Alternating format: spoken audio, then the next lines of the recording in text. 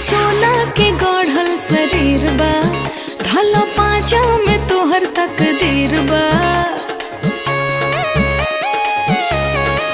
हे हमर सोना के गढ़ल शरीर बा, धला पाँचा में तोहर तकदीर बा। हमके पटावला तोर से लोगवा, तोहरा से पटो तनी खुद से। एको छन नहीं रहा तारू सूद से, का गारंटी बाकी धोल मारू दूध से।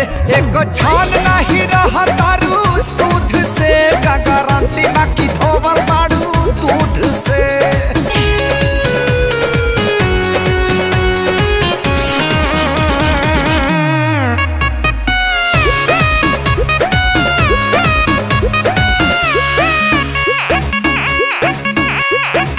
अभी तरह है लड़कैया ए बाबू, काल्हे तो भइनी से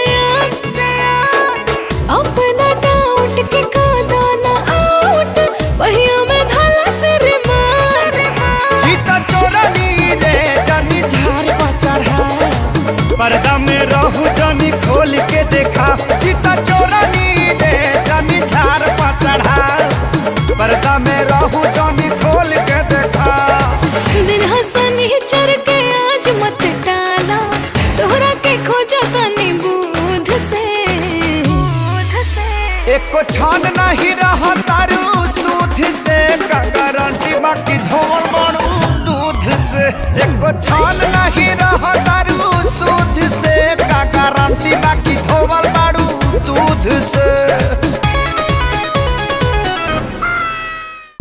हम माना तानी कि ते अपना इलाका के शेर है, लेकिन हम शेर के भी कुत्ता बना के मारेंगे।